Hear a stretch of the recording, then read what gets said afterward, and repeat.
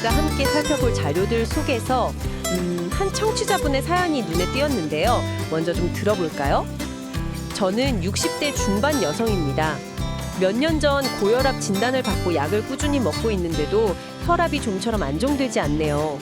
식단 조절도 하고 걷기 운동도 하는데 약 말고 다른 방법은 없을까요? 요즘 부쩍 뒷골도 당기고 눈도 침침한 것 같아 걱정입니다. 네, 이런 고민 가지신 분들 적지 않으실 것 같아요. 듣기만 해도 건강해지는 시간, 허민의 치료하는 라디오와 함께해 주셔서 감사합니다. 2025년 8월 29일 금요일 아침인데요. 청취자 여러분의 건강은 안녕하신가요? 늦여름 더위가 아직 남아있긴 하지만 그래도 아침 저녁으로는 제법 선선한 바람이 불죠. 이런 환절기일수록 건강관리에 더 신경 쓰셔야 합니다. 오늘 이 청취자분의 고민처럼 고혈압 관리에 대한 여러 해결책들 좀 깊이 있게 알아보는 시간 갖겠습니다. 오늘도 여러분의 건강지킴이 메디컬 전문기자 신아람 기자님과 함께합니다. 어서 오세요. 안녕하세요. 신아람입니다. 네, 오늘 주제가 바로 고혈압 관리인데요. 우리나라 성인 10명 중 3명이 고혈압이라고 하니까 정말 많은 분들의 관심사일 수밖에 없어요. 특히 노년기 건강에서는 더 그렇고요. 네, 맞습니다. 그래서 먼저 혈압이 정확히 뭔지부터 간단히 짚고 넘어가면 좋을 것 같아요. 혈압이라는 건 심장이 우리 몸 전체로 피를 쫙 보낼 때 그때 혈관 벽이 받는 압력을 말하는 거거든요. 아, 압력. 네, 심장이 수축할 때, 즉 꽉 짤 때의 압력이 수축기 혈압이고요. 반대로 심장이 좀 이완하면서 쉴 때의 압력이 이완기 혈압입니다.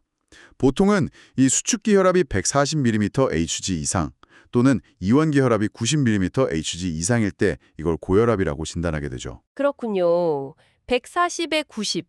근데 이 고혈압이 조용한 살인자라고 불리잖아요.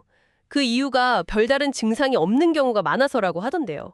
네, 그게 참 무서운 점이죠. 증상이 없다고 괜찮은 게 아니거든요. 방치하면 이게 심장병이나 뇌졸중, 또 만성 콩팥병, 치매, 심하면 실명까지도 유발할 수 있는 질환입니다. 정말 심각한 합병증들이네요. 물론 혈압이 아주 높을 때는 사연 주신 분처럼 뒷골이 좀 당기거나 두통, 어지럼증 같은 게 있을 수 있어요.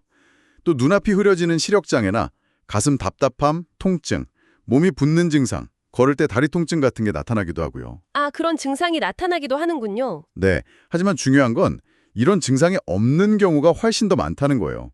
그래서 증상이 없더라도 관리는 꼭 필요한 거죠. 그럼 이 고혈압 원인이 뭘까요? 자료들을 보니까 환자의 90% 정도는 특별한 원인을 찾기 어려운 본태성 고혈압이라고 하던데요? 맞습니다. 그 본태성 고혈압은 유전적인 요인이 한 30% 정도 영향을 준다고 보고요. 나머지는 이제 생활 습관이죠. 식습관이라든지 운동 부족, 비만, 스트레스 이런 것들이 복합적으로 작용하는 걸로 알려져 있습니다. 생활 습관이 중요하군요. 네, 그리고 또 하나, 나이가 들면서 혈관이 자연스럽게 노화하는 것도 주요 원인 중 하나입니다. 통계 자료를 보면 우리나라 60대의 절반, 70대 이상에서는 65%가 고혈압이라고 하니까요. 나이 들수록 발병률이 높아지는 거죠. 아, 정말 나이와도 관련이 깊네요. 그 외에 한 10% 정도는 콩팥 질환이나 특정 약물 복용 같은 다른 원인 때문에 2차적으로 발생하는 경우도 있습니다. 스트레스도 일시적으로 혈압을 올릴 수 있고요. 네, 원인이 이렇게 복합적이니까 관리도 좀 다각도로 접근해야 할 텐데 역시 많은 분들이 약 말고 다른 방법은 없을까 이런 고민들을 하시는 것 같아요. 특히 운동에 대한 관심이 높으신 것 같더라고요. 자료들에서도 운동 효과를 많이 강조하고 있었고요. 네, 운동은 정말 중요합니다. 혈압 관리에 있어서 핵심적인 요소 중 하나라고 할 수 있죠. 자료에 따르면 규칙적인 유산소 운동만으로도 수축기 혈압을 평균 5에서 7mm 정도는 낮출 수 있다고 하거든요. 오, 5에서 7이나요? 꽤 큰 수치인데요? 그럼 어떤 운동들이 좋을까요? 대표적인 게 이제 걷기, 조깅, 자전거 타기, 수영, 에어로빅 체조 같은 것들이죠. 아, 우리가 흔히 아는 유산소 운동들이군요. 네, 중요한 건 강도랑 시간인데요. 약간 숨이 찰 정도의 강도, 그러니까 본인 최대 심박수의 한 60에서 80% 정도로요. 이걸 한 번에 30분에서 60분 정도, 일주일에 5회 이상, 그래서 총 150분 이상은 하는 게 좋다고 권장됩니다. 일주일에 150분 이상. 꾸준히 하는 게 중요하겠네요. 그렇죠. 그리고 운동 전후에는 꼭 한 5분 정도 준비 운동하고 정리 운동하는 것도 잊지 마시고요. 네, 유산소 운동 말고 다른 운동은 어떤가요? 근력 운동 같은 거요. 근력을 키우는 저항 운동도 도움이 됩니다. 일주일에 한두 번, 두세 번 정도 병행하면 좋은데요. 다만 좀 주의할 점은 혈압 조절이 잘 안 되는 상태에서 너무 무거운 걸 드는 운동은 순간적으로 혈압을 확 올릴 수 있어서 피하는 게 좋습니다. 그건 조심해야겠네요. 네, 강도는 전문가와 상의하시는 게 안전하죠. 최근에는 등척성 운동이라는 게 주목받고 있다고 하던데요. 자료에 그런 내용도 있었어요. 근육 길이는 변하지 않으면서 힘을 주는 운동이라고요. 네, 맞아요. 등척성 운동. 이게 생각보다 효과가 좋다는 연구들이 좀 나오고 있습니다. 대표적인 게 손깍지 쥐기 운동이에요. 손깍지 쥐기요? 어떻게 하는 건가요? 양손을 깍지 끼거나 아니면 손바닥을 마주 대고요. 자기 힘의 한 30% 정도, 그 정도 힘으로 2분 동안 꽉 쥐었다가 1분 쉬고, 이걸 4번 반복하는 겁니다. 2분 쥐고 1분 쉬고 4번. 생각보다 간단한데요. 네, 간단하죠. 근데 한 연구 결과를 보니까 이렇게 꾸준히 했더니 혈압이 10mmH 정도 떨어졌다고 해요. 와, 10이나요? 네, 손이 좀 아프신 분들은 주먹을 꽉 쥐지 않고 손가락을 편 채로 힘을 주거나 살짝 구부린 채로 힘을 줘도 괜찮고요. 사무실 같은 데서도 쉽게 할 수 있겠죠. 그러네요. 틈틈이 하기 좋겠어요. 또 다른 등턱성 운동도 있었나요? 벽 스쿼트라는 게 있습니다. 벽 스쿼트. 벽 스쿼트. 벽에 기대서 하는 건가요? 네, 벽에 등을 기대고 서서 무릎을 편한 각도까지만 구부리는 거예요. 90도까지 안 해도 되고요. 그 자세로 2분 버텼다가 2분 쉬고 이것도 반복하는 거죠. 이게 여러 논문에서 효과가 입증된 아주 좋은 등적성 운동 중 하나로 꼽히더라고요. 이것도 무릎 부담이 적으면서 효과는 좋다고 하니 한번 해볼만 하겠네요. 네, 그리고 요가에 대한 자료도 있었죠. 맞아요. 요가. 부산대학교 연구팀 결과가 인상 깊었어요. 65세 이상 고혈압 노인분들 대상으로 8주간 요가를 했더니 혈압이 꽤 많이 떨어졌다고요. 네, 수축기 혈압이 평균 11.25 mmH, 이완기 혈압은 8.17 mmH 감소했다고 하니까요. 상당한 효과죠. 더 놀라운 건 요가 시작하고 2주째부터 벌써 효과가 나타나기 시작했고 콜레스테롤 수치 개선이나 생활 만족도 향상에도 도움이 됐다고 합니다. 와, 요가가 혈압뿐 아니라 다른 부분에도 좋군요. 네, 정신적인 안정에도 도움이 될 수 있고요. 운동 외에 또 다른 방법은 없을까요? 자료에 보니까 혈자리 마사지 같은 것도 있던데요. 네. 인용혈이라는 혈자리가 있는데요. 목삐끈 앞쪽, 그러니까 목에서 맥박이 뛰는 곳 근처에 위치합니다. 이 부분을 엄지손가락으로 한 5분 정도 부드럽게 원을 그리면서 마사지하거나 아니면 가볍게 톡톡 두드려주는 것도 혈압 안정에 좀 도움이 될 수 있다고 합니다. 이것도 TV 보면서 쉽게 따라할 수 있겠네요. 네, 그렇죠. 하지만 이런 다양한 운동법들이 분명 도움이 되긴 하지만 운동만으로는 좀 부족할 수 있다는 점도 기억해야 합니다. 맞아요. 모든 자료들이 공통적으로 강조하는 게 바로 생활 습관 개선이더라고요. 특히 식단 조절. 그렇죠. 식단이 정말 중요합니다. 특히 짜게 먹지 않기. 이것만 잘 지켜도 수축기 혈압을 5ml 정도는 낮출 수 있다는 연구 결과가 있거든요. 5mm면 이것도 꽤 큰데요. 네, 그래서 국이나 찌개 드실 때는 국물보다는 건더기 위주로 드시고 가공식품 섭취는 좀 줄이시는 게 좋고요.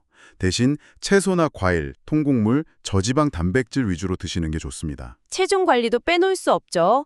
5kg만 감량해도 혈압이 4에서 5mm 낮아진다고 하니까요. 네, 맞습니다. 적정 체중 유지 중요하고요. 당연히 금연, 그리고 술은 좀 줄이거나 끊으시는 게 기본이겠죠. 네, 이렇게 운동하고 식단 조절하고 체중 관리하고 정말 열심히 노력하는 게 중요한데요. 그런데 자료들을 보면 사실 생활 습관 개선만으로 혈압을 오랫동안 잘 조절하는 분들은 한 10% 정도밖에 안 된다고 하더라고요. 네, 현실적으로는 좀 그렇죠. 많은 경우에 생활 습관 개선만으로는 목표 혈압까지 도달하기가 어렵습니다. 그래서 약물 치료가 굉장히 중요해지는 거죠. 아까 사연 주신 분도 약을 드시고 계셨지만 사실 많은 분들이 혈압약 먹는 거에 대한 부담감, 또 부작용 걱정 같은 걸 많이 하시는 것 같아요. 평생 먹어야 한다는 생각 때문에요. 네, 그런 걱정 충분히 이해합니다. 하지만 현재 사용되는 혈압약들은요, 인류가 개발한 약 중에서 가장 안전하고 효과적인 약들 중 하나로 꼽힙니다. 이 약들이 고혈압으로 인한 심각한 합병증, 심근경색이나 뇌졸중 같은 것들을 예방해서 결국 건강 수명을 늘려주는 아주 중요한 역할을 하거든요. 합병증 예방 효과가 크군요. 그렇죠. 약을 처음 먹기 시작했을 때 일부에서 어지럼증이나 마른 기침 같은 불편함이 나타날 수는 있어요. 근데 대부분은 일시적이거나 다른 종류의 약으로 바꾸면 괜찮아지는 경우가 많습니다. 그리고 흔히 걱정하시는 내성이나 의존성 같은 건 거의 없다고 보시면 돼요. 아, 내성이나 의존성은 거의 없다. 이건 중요한 정보네요. 네. 그래서 중요한 건 약을 먹느냐 안 먹느냐가 아니라 어떤 방법으로든 혈압을 정상 범위, 그러니까 목표치 미만으로 꾸준히 관리하느냐, 이게 핵심입니다. 목표 혈압은 보통 140에 90 미만인가요? 네, 일반적으로는 그렇고요. 환자분의 상태에 따라서는 더 낮게 조절해야 할 수도 있습니다. 이건 의사와 꼭 상의하셔야 하고요. 결국 생활습관 개선과 약물 치료는 서로 반대되는 게 아니라 함께 가야 하는 상호 보완적인 관리 전략인 셈이죠. 네, 의사 선생님과 잘 상의해서 나에게 맞는 치료 계획을 세우고 꾸준히 실천하는 게 중요하겠네요. 정확합니다. 그리고 또 하나, 정말 아무리 강조해도 지나치지 않는 게 꾸준한 혈압 측정의 중요성인 것 같아요. 자료들에서도 이 부분을 계속 강조하더라고요. 네, 맞아요. 혈압이라는 게 고정된 숫자가 아니라 계속 변동하거든요. 상황에 따라서요. 예를 들어서 병원에만 오면 긴장해서 혈압이 높게 나오는 백의 고혈압이라는 게 있고요. 아, 저도 들어봤어요. 반대로 병원에서는 괜찮은데 집이나 평소 활동할 때는 혈압이 높은 가면 고혈압이라는 것도 있습니다. 가면 고혈압이요. 그건 더 위험할 수 있겠네요. 그렇죠. 진단이 늦어질 수 있으니까요. 그래서 평소에 집에서 혈압을 꾸준히 재고 기록하는 습관이 정말 중요합니다. 그럼 집에서 혈압 잴 때 좀 주의할 점 같은 게 있을까요? 어떻게 재는 게 좋은가요? 네, 이것도 가이드라인이 있는데요. 보통 아침이랑 저녁, 하루 2번 측정하는 걸 권장합니다. 아침에는 일어나서 1시간 이내, 소변 보신 후에, 아침 식사 전이나 약 드시기 전에 재시고요. 저녁에는 잠자리에 들기 전에 재는 것이 좋습니다. 아침, 저녁 2번, 네, 그리고 측정하기 최소 30분 전에는 담배 피우거나 커피 같은 카페인 음료 마시거나 운동하는 건 피해야 하고요. 측정 자세도 중요할 것 같은데요. 맞습니다. 등을 기댈 수 있는 의자에 편안하게 앉아서 최소 5분 정도는 좀 안정을 취한 다음에 재야 정확합니다. 팔은 테이블 같은 데 올려서 심장 높이랑 비슷하게 맞춰주시고요. 커프라고 하죠. 팔에 감는 거. 그것도 중요하겠네요. 네, 커프 크기가 중요해요. 자기 팔 둘레에 맞는 걸 써야 합니다. 너무 좁거나 넓으면 혈압이 다르게 나올 수 있거든요. 커프는 얇은 옷 위나 맨팔에 감고 손가락 하나 정도 들어갈 여유를 두고 감는 게 좋습니다. 한 번만 재면 되나요? 아니면 여러 번? 보통은 1, 2분 간격을 두고 최소 2번 재서 그 평균값을 기록하는 게 좋습니다. 아, 2번 재서 평균값. 네. 잴 때마다 조금씩 다를 수 있는데 한두 번 수치에 너무 기분 좋아하거나 나빠하거나 하실 필요는 없고요. 꾸준히 측정한 기록을 통해서 내 혈압이 어떻게 변하는지, 평균적으로 어느 정도인지를 파악하는 게 훨씬 중요합니다. 그리고 이 기록을 병원 가실 때 가져가시면 의사 선생님이 치료 계획 세우는데 정말 큰 도움이 되고요. 그렇군요. 기록의 중요성. 잘 알겠습니다. 오늘 저희가 여러 자료들을 통해 고혈압 관리에 대해 정말 다각도로 살펴봤는데요. 좀 정리를 해볼까요?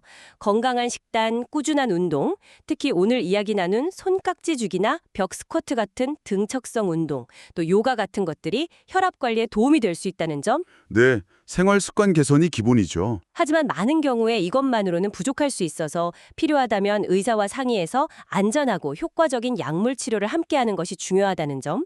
그래야 심각한 합병증을 막고 건강하게 오래 살 수 있다는 거고요. 맞습니다. 그리고 이 모든 관리의 기본은 내 혈압 수치를 정확히 알고 꾸준히 확인하는 습관이라는 점도 꼭 기억하셔야겠습니다. 단 한 번의 측정 결과가 아니라 장기적인 추세를 보는 것이 중요하다는 말씀이시죠? 그렇죠. 오늘 저희가 나눈 이야기들이 여러분의 건강 관리에 조금이나마 실질적인 도움이 되었으면 좋겠습니다. 여기서 한 걸음 더 나아가서 우리가 이런 만성질환을 관리한다는 것은 단순히 숫자를 조절하는 것을 넘어서는 의미가 있는 것 같아요. 내 몸과 내 생활 습관에 대해 더 깊이 이해하고 꾸준히 나를 돌보는 과정이 아닐까 싶습니다. 오늘 얻으신 정보들을 바탕으로 여러분의 건강 여정에서 스스로 좀 더 주체적인 역할을 해나가시길 응원하겠습니다. 혹시 혈압 수치 변화의 의미를 보거나 다른 건강 정보를 접할 때 우리는 그 숫자 너머의 맥락, 그러니까 내 몸의 전체적인 상태나 생활 방식 같은 것들을 얼마나 함께 고려하고 있을까요? 이 질문을 한 번쯤 생각해 보시는 것도 좋지 않을까 싶네요. 듣기만 해도 건강해지는 치료하는 라디오. 오늘 순서는 여기까지입니다. 다음 주에도 유익한 건강 정보로 다시 찾아뵙겠습니다. 건강한 한 주 보내세요. 네, 건강한 습관으로 활기찬 하루 보내시기 바랍니다.